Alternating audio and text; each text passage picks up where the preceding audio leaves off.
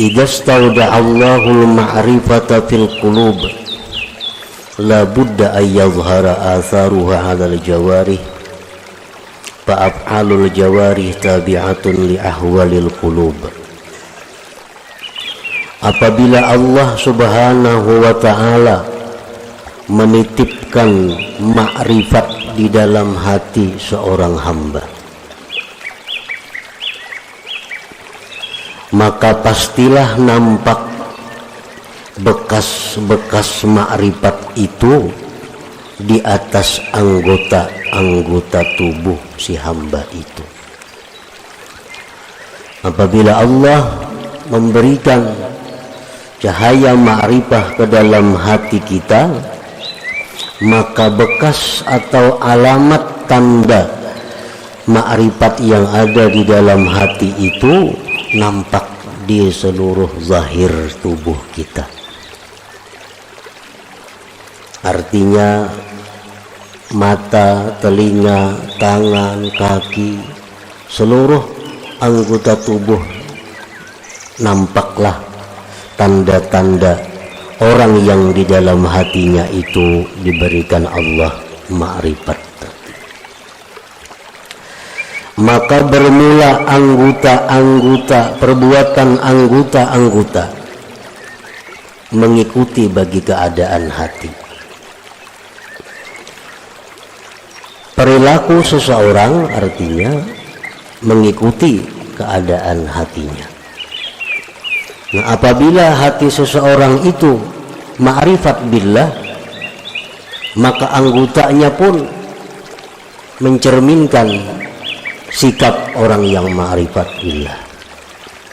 Apabila di dalam hatinya itu ada al-jahlu billah, jahil dengan Allah, maka gerak-geriknya, tingkah laku tutur katanya pun tidak jauh daripada orang yang jahil dengan Allah. Famanidda'a al-ma'rifata wa lam tazhar atharuha 'ala al-jawarih fahuwa kadzibun fi da'waha. Maka barang siapa yang mengaku ma'rifat atau merasa ma'rifat tetapi tidak nampak tanda-tandanya, bekas-bekasnya di anggota-anggota tubuhnya, maka berarti dia itu dusta dalam pengakuannya. Mengaku itu baik artinya aku ma'rifat, mengaku, atau rasa ma'rifat. Tetapi pada zahirnya, tingkah lakunya tidak didapat bekas-bekas ma'rifat, maka berarti dia tidak benar dalam pengakuannya atau perasaannya itu. Qala Allah Ta'ala, Allah berfirman, ta'rifuhum bisimahum, kamu kenal kepada mereka itu dengan tanda-tanda yang ada pada mereka. Orang yang di dalam hatinya jahil dengan Allah tampak kelihatan di seluruh anggota tubuhnya. Begitu pula orang yang ma'rifat dengan Allah tampak tandanya di dalam zahir anggota tubuhnya. Imam Ahmad Ibnu Athaillah menulis hikmah ini adalah untuk memberitahu kepada kita bagaimana kita memilih kawan, memilih guru, memilih orang-orang yang kita akan kerjasama dengannya. Apakah orang yang itu termasuk orang yang jahil dengan Allah atau orang yang ma'rifat dengan Allah? Nah, jadi Sidin ulahkan ini alamatnya, tandanya, bahwa bagaimana hati orang yang ma'rifat dengan Allah itu, bagaimana hati orang yang jahil dengan Allah. Famin atharil ma'rifatil lati yustadallu biha, setengah daripada bekas ma'rifat, tanda, artinya tanda ma'rifat yang bisa dijadikan dalil dengan ma'rifat itu kepada seseorang, isarul akhirah ala dunia,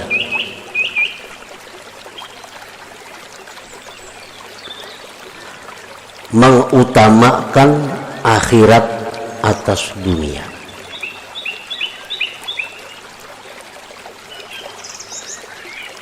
Artinya bukan membuang dunia, bukan kada menghiraukan dunia, tetapi orang yang ma'rifat itu mau bisa berurusan dunia, tetapinya mereka itu tetap mengutamakan akhirat.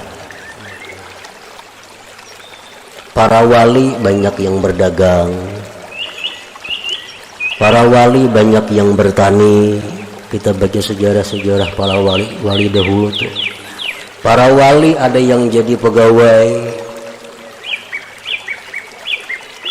tetapi mereka tetap mengutamakan akhirat daripada dunia. Nah, itu salah satu tanda.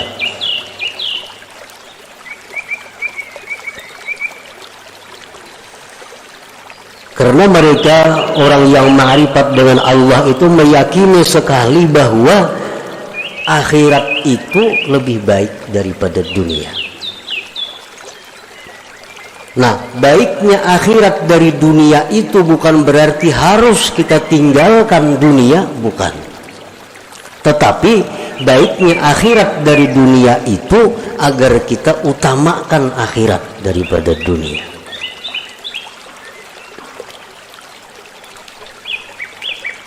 Jadi orang-orang yang ma'rifat dengan Allah itu apapun status pekerjaannya,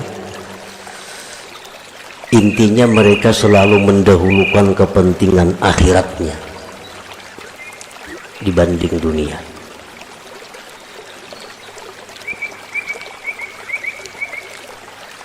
Yang kedua, wal musara'atu ila ittiba'i amrillah subhanahu. Mereka itu segera mengikuti perintah Allah, segera mengikuti perintah Allah. Antara lain adalah apakah orang yang ma'rifat itu mau berbuat dosa. Imam Junaid al-Baghdadi pernah ditanya orang, ujar orang kepada Imam Junaid, ayaznil arifu, orang yang ma'rifat kepada Allah itu maukah dia berzina?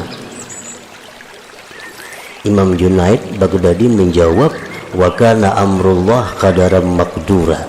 Kalau itu memang takdir Allah demikian, bisa saja terjadi. Nah, artinya orang yang arif itu bukan nabi. Orang yang arif itu bukan maksum dari dosa.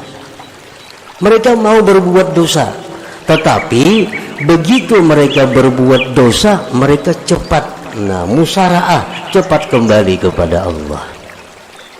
Itu bedanya antara orang yang arif dengan tidak arif.